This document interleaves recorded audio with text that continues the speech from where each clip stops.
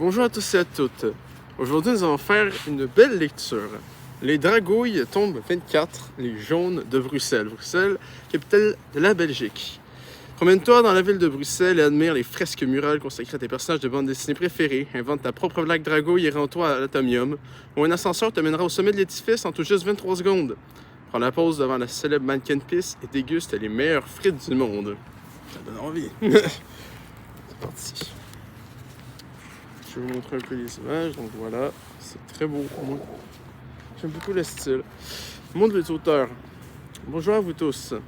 Il y a du nouveau dans la famille Dragouille. Max passe officiellement la patate à André Martel pour l'illustration des livres. Oui, si vous n'êtes pas familier avec les Dragouilles, à la base, c'est Karine Gouteau et Maxime. Je ne sais pas son nom de famille, désolé. Mais là, il est dégagé parce qu'il y a d'autres projets personnels. Donc, Max désire se consacrer à de nouveaux projets, mais il reste très impliqué dans la création des émissions de télé Dragouille. André, nouvellement diplômé de l'école des patates dragons, il a étudié chaque petit bout de ces créatures étranges et maîtrise l'art des jeux de mots douteux et discutables. André est d'ailleurs très heureux que son premier tome illustré soit celui de Bruxelles. Il a eu le plaisir de suivre un stage en bande dessinée dont il garde de merveilleux souvenirs. Nous espérons que vous prendrez plaisir à découvrir les dragouilles sur son coup de crayon et ses clics de souris. C'est vraiment chou, Bruxelles. Karine et André. Donc une petite patate. Vous allez découvrir vite le délire. En fait, c'est des patates dragons. Il y en a dans tous les putains de continents. Donc là c'est à Bruxelles. On trouve des dragouilles partout dans le monde. La couleur de leurs ailes et de leurs cornes change selon le continent où elles vivent. Donc si c'est Amérique, c'est bleu. Europe, c'est jaune. Afrique, c'est orange. Asie, c'est rouge. Et Océanie, c'est vert. Oui, Océanie, pas Australie, bande de cons. Voilà, on voit le modèle. Donc, voici les dragouilles qui sont rencontrées. Donc, je vais vous présenter les dragouilles. Donc, les jumeaux. Les jumeaux se croient les pros des jeux de mots, pourtant ils sont souvent les seuls à se trouver rigolos. L'artiste. C'est le plus créatif de la bande, elle dessine partout, même sur sa voisine. La branchée. C'est la dragouille ultra tendance, tellement branchée qu'elle électrise tout sur son passage. La geek. Cette dragouille a hérité d'un petit extra de neurones entre les deux oreilles. À elle seule, elle fait remonter la moyenne du groupe. Le cuistot. Cette dragouille à toc, c'est cuisiner bien plus que des moules frites. Pâté dans le choix à la sauce poubelle, ça te dit? Pas tant. La rebelle, la dragouille casse cou et casse tout. Elle ne craint ni personne, c'est une sacrée friponne. Donc voilà à quoi ils ressemblent. Donc là, on a les deux jumeaux. Donc on peut leur donner des surnoms. Donc les jumeaux, c'est les gossants. Elle, c'est Yusuke. Hein, si vous avez déjà un Persona 5, vous comprenez. La branchée, donc la modèle. La geek, le coréen. Le cuistot, hein, mon ancien beau-frère. Et la friponne, ben, c'est une voleuse. Vraiment mal décrire les personnages. C'est incroyable. Bon, les jaunes. Ah, je suis un peu même surpris aussi que les jaunes, ça soit pas l'Asie, mais bon. Faut croire qu'ils sont pas racistes, tant mieux. Ah oui, j'ai pas expliqué. En fait, le délire, c'est des bandes dessinées, mais aussi des trucs informatifs sur des villes. Donc, c'est entrecoupé, les deux. Donc, te voici à Bruxelles, la capitale de la Belgique. Les dragouilles ont choisi la grande place pour t'y accueillir de façon grandiose. Sur un immense tapis fleuri. Comme tu peux le constater, l'heure est déjà aux plaisanteries. C'est parfait car tu verras, Bruxelles est une ville où il fait bon rire.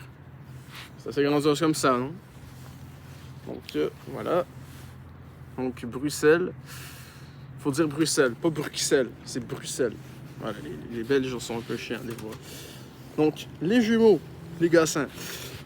Oyez, oyez. Accueillez le roi des Belges. Roulement de tambour. Oh! Quoi? Non, rien. Bon, si vous comprenez rien, vous n'avez rien vu, mais en fait, le délire, c'est que le comique, il roule un putain de tambour. Il fait pas il le roule. C'est drôle. Les enfants, ils rient à ça. Non, non, il y a encore des blagues drôles, je dis. Oui, les jumeaux, vous êtes déguisés en schtroumpf? Hein? Vous portez un bonnet blanc et votre peau est bleue. Non, on ne sait pas du tout de quoi tu veux schtroumpfer. Les schtroumpfs sont des créations, sont des personnages créés par Peyo. Ce serait chouette de faire un balado. Oui, un genre d'émission de radio où l'on mènerait des enquêtes. Ça nous prend un micro. Je vais en chercher un. Où est le micro? Ben ici, c'est un microscopique. Microscopique parce que le putain de truc, il fait 2 mm. Ils sont bleus, fait que c'est des schtroumpfs. Voilà. le contenu informatif, non, je dis pas, le style visuel, j'aime bien. C'est juste, des fois, les blagues, c'est pas incroyable non plus. Bon. Mon rigolo. La double vie du X. Tu dois d'abord savoir que Bruxelles se prononce Bruxelles et non Bruxelles. Le X de Bruxelles fait le son S comme dans 60 et non X comme dans box. Belgimo. Les belgicismes sont des mots ou des expressions propres aux Français parlant en Belgique, mais cela ne veut pas dire qu'ils ne sont pas utilisés ailleurs dans la francophonie. Les jumeaux adorent s'en imprégner. Pour eux, c'est ce qui donne du piment et de la couleur à la langue. 70, c'est 70. 90, c'est 90. Petit bonus, octante, c'est 90. Slash, gougoune, tongue. Brol, désordre, fouillis. Blinquer, briller. Cacaille, objet de peu de valeur et de mauvaise qualité. Drache, plus très forte. Je te dis quoi? Je te tiens au courant. Tu racontes des carabistouilles.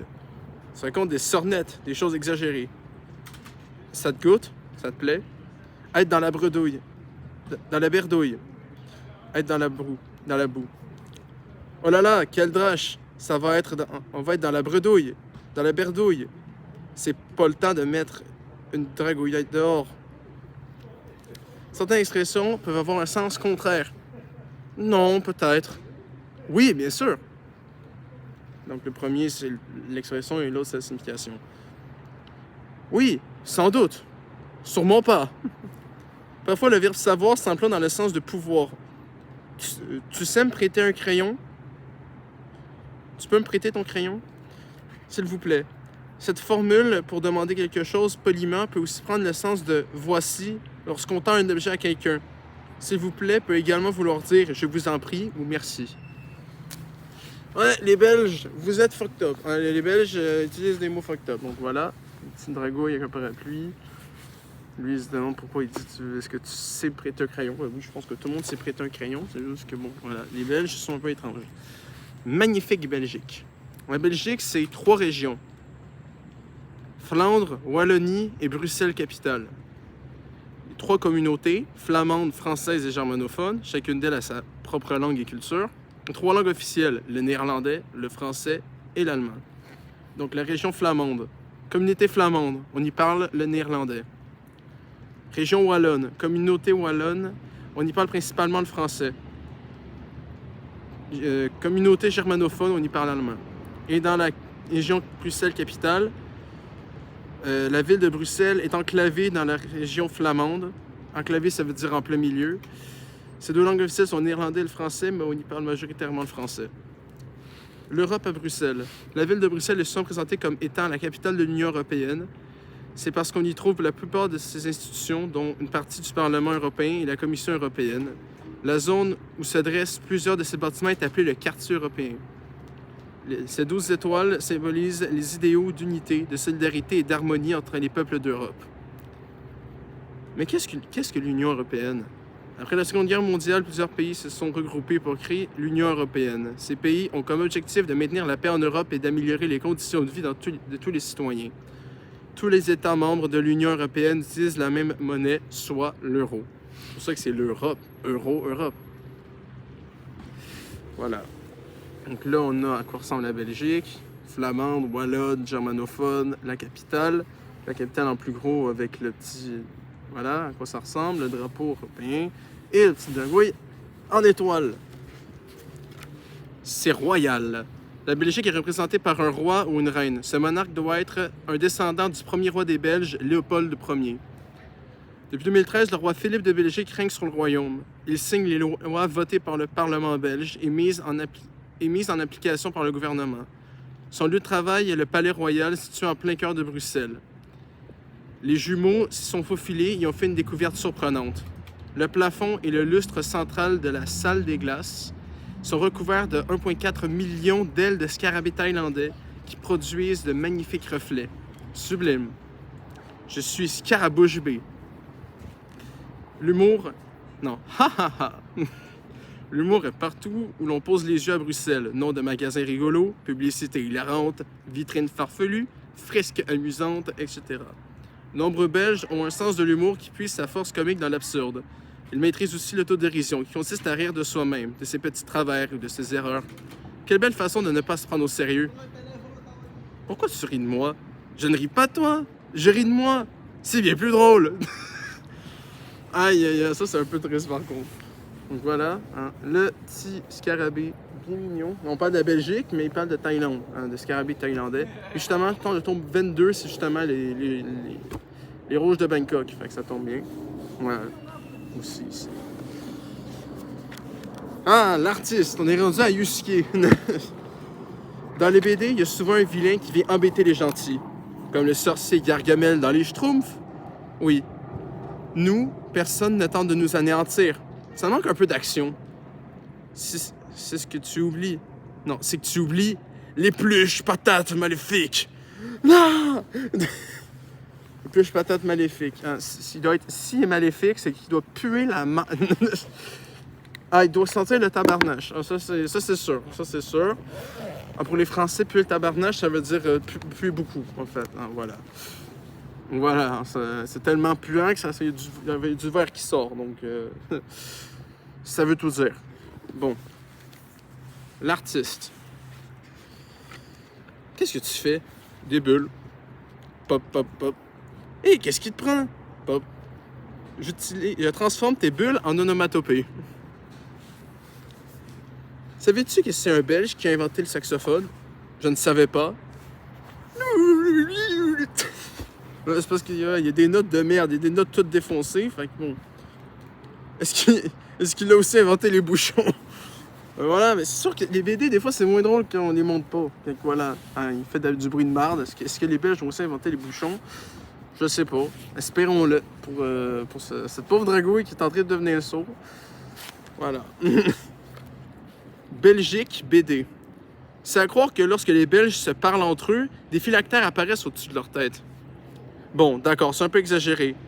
Il n'en reste pas moins que c'est dans ce petit pays à l'imagination débordante que sont nés de célèbres personnages de bande dessinée, tels que Tintin, les Schtroumpfs, Gaston Lagaffe, Spirou, le Marsupilami, Lucky Luke et bien d'autres. Bruxelles, capitale de la BD. Pas de doute, Bruxelles est une destination incontournable pour tous les passionnés du 9e art. Mur à mur. Grâce au parcours BD, découvre plus de 70 fresques qui ornent les murs du centre-ville. Tu en veux encore plus? Descends dans le métro et visite les stations où la BD est à l'honneur. Drôle d'adresse. Aimerais-tu habiter sur la rue Kit Paddle ou bien Boule-et-Bill? À Bruxelles, c'est possible. Une centaine de rues portent 2 noms. Le nom officiel, doublé, de celui qui honore un personnage de BD. Ah ben, tabarnane. Hey, moi, j'aimerais bien vivre sur la rue Titeuf. Ça serait épique, j'aime beaucoup Titeuf. Musée BD. Le centre belge de la bande dessinée se situe dans un magnifique bâtiment de style Art Nouveau qui vaut à lui seul le déplacement. On y apprend beaucoup de choses sur l'histoire de la BD et sur le processus de création d'un album. À ta sortie du musée, il y a de fortes chances pour que tu sois pris d'une irrésistible envie de réaliser ta propre BD. BD 3D. Prends la pause aux côtés d'un schtroumpf géant haut de 5 mètres qui t'accueille devant le Bruxelles Comics Museum. Ce musée présente une collection impressionnante de figurines à l'effigie de légendes comme Tintin et Astérix. Zzz. Que dirais-tu de t'endormir dans une chambre Gaston Lagaffe, Pico Bog ou Marsupilami? L'hôtel Yuma dispose justement de chambres décorées selon l'univers de différentes BD. De quoi faire de beaux rêves. Ouais, petite question. Déjà, je pense pas qu'ils ont parlé des... Ils ont pas tant parlé des mangas dans celui sur Tokyo.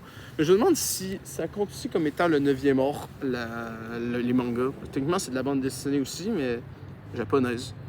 Voilà. Lui, il bouffe. Lui, il pointe dans la fameuse rue des Dragouilles. De la Dragouille. Et voilà, ici. Donc, voilà. Ah oui, je n'ai pas précisé, cette vidéo va être en 2 parties. Donc, on va faire les jumeaux, l'artiste et la branchée pour cette fois-ci. Et pour cette seconde partie, on va faire la geek, les cuistots et la rebelle, puis la conclusion. Donc, invente une blague dragouille. Il te faut une feuille brouillon, le gabarit BD que tu trouveras sur la section bric-à-brac du site web de la série, lesdragouilles.com, un crayon à mine, une gomme à effacer, des crayons de couleur, un crayon feutre noir à pointe fine, et c'est tout. 1. Réfléchis au scénario de ta blague avant de te mettre à dessiner. Écris le plan sur la feuille de brouillon en t'aidant des éléments suivants. Case 1, situation de départ. Quelles dragouilles seront en vedette? Où sont-elles? Sur un toit? Au restaurant? À la plage? Que font-elles? Case 2. Élément perturbateur. Quelque chose vient troubler le calme qui régnait en case 1. Une autre dragouille, un objet, une mésentente, un problème.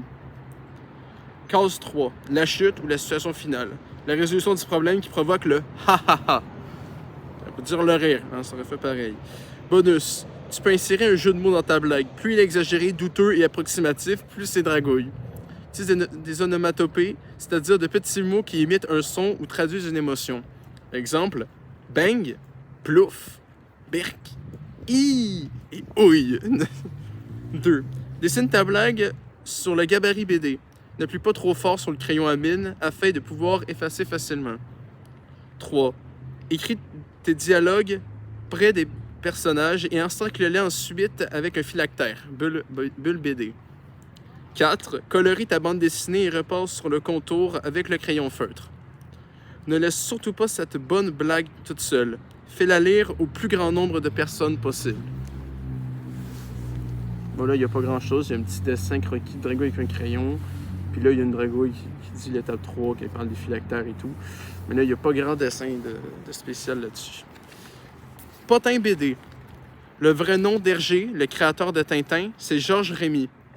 Inverse ses initiales et qu'obtiens-tu? R-G. Georges Rémy. Enlève toutes les lettres à part les premières, donc ça fait G-R.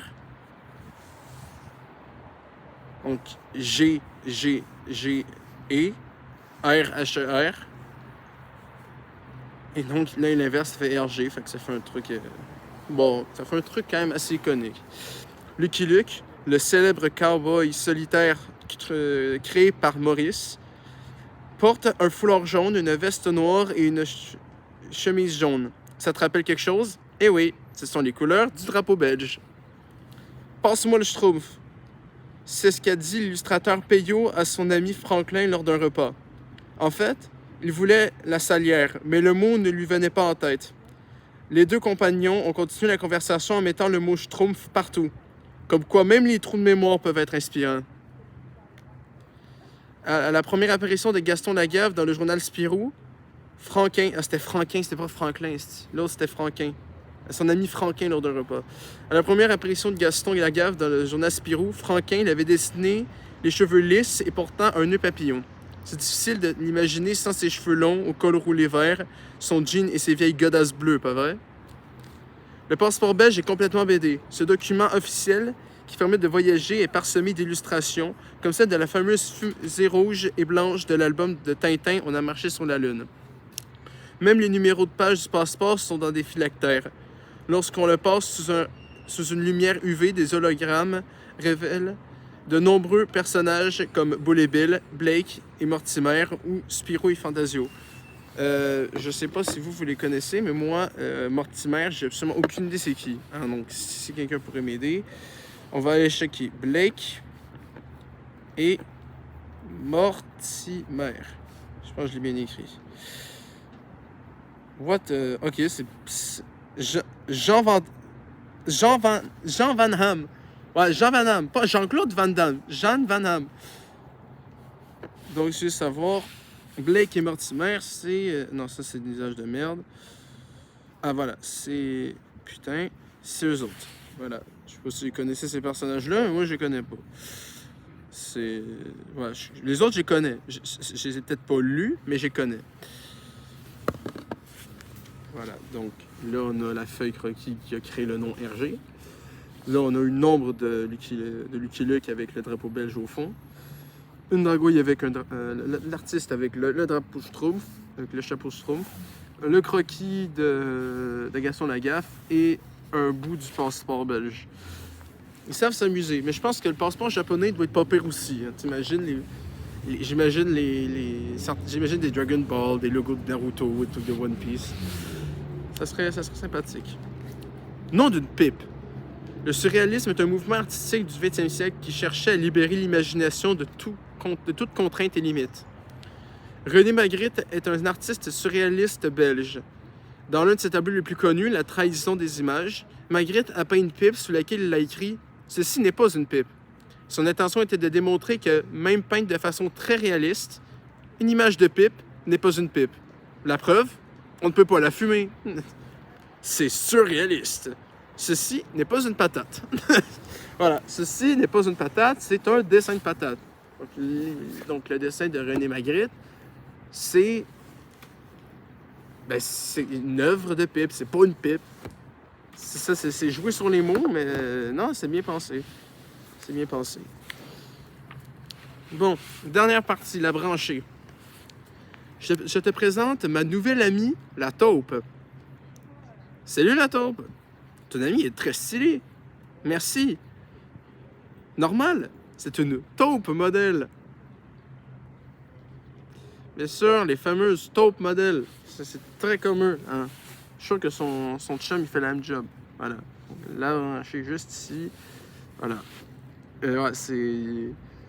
Non, mais ils l'ont dit tantôt. Hein? Ils l'ont clairement dit. Plus il est exagéré, douteux et approximatif, plus c'est dragouille. Donc, ils savent eux-mêmes que leurs blagues sont pas folles. Mais ils assument. C'est admirable. Peux-tu venir m'aider avec mes bagages? Bien sûr. Je voyage léger maintenant. Léger, hein? Ouais, il y a genre 40 grosses valises. Donc, ce que porte la rebelle, c'est une grosse roche. Hein? C'est techniquement Obélix, en fait, si on veut continuer avec les bandes dessinées.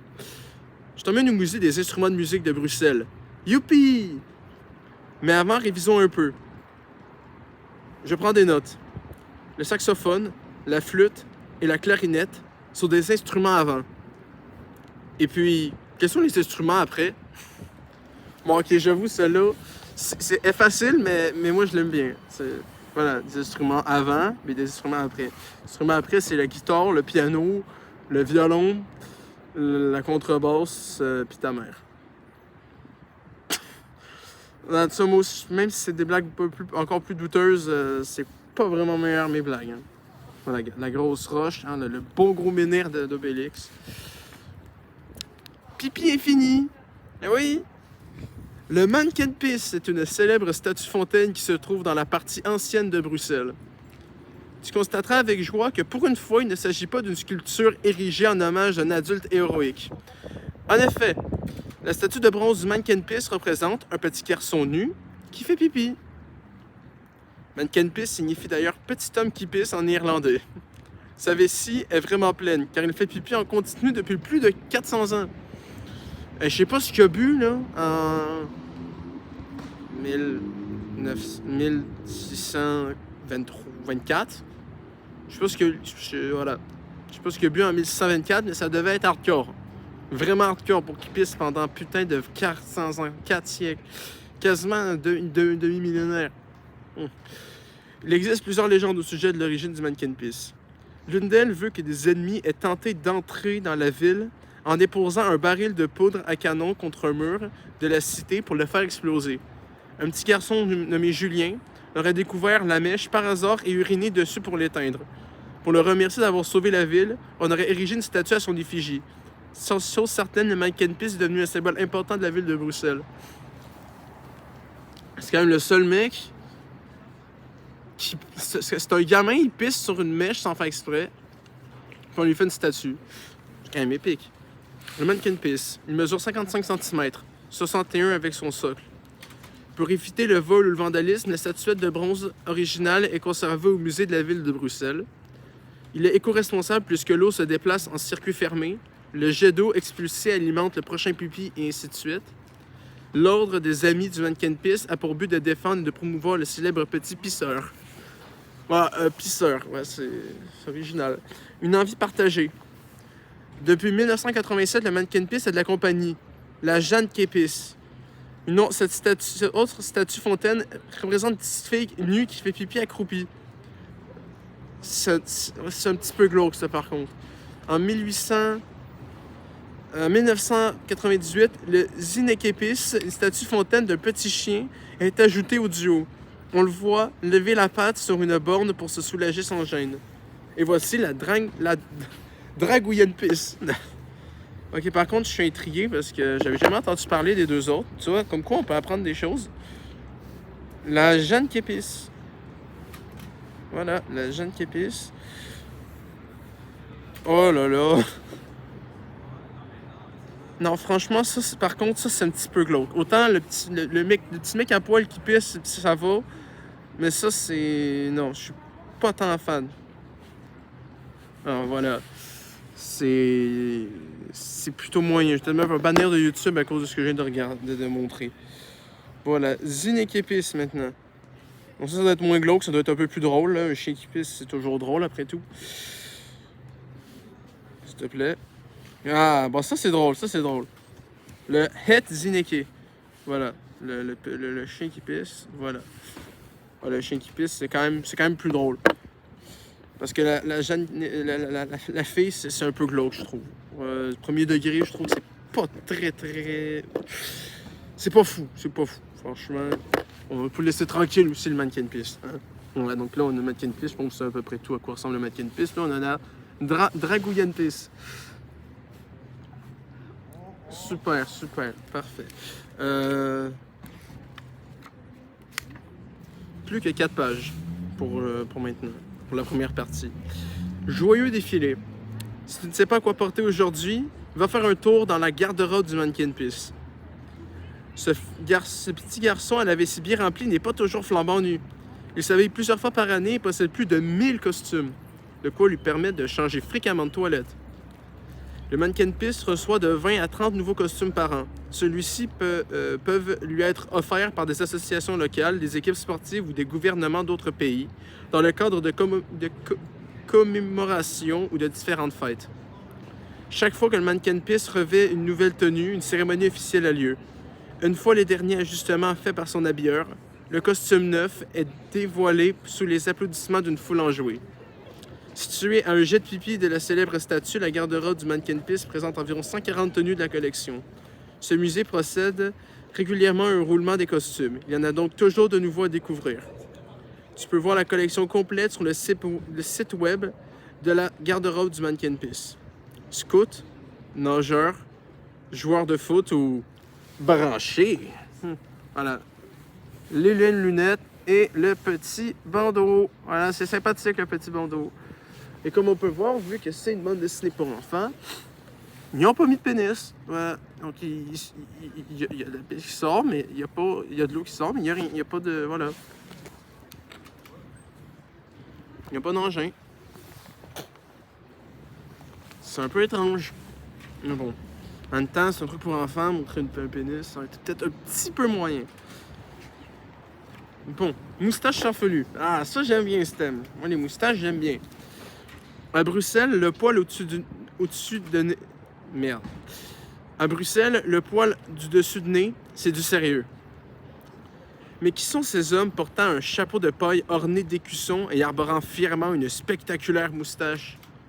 Si la joie de vivre et des rires contagieux émanent de ce groupe, c'est qu'il s'agit sans doute de l'ordre de la moustache bruxelloise.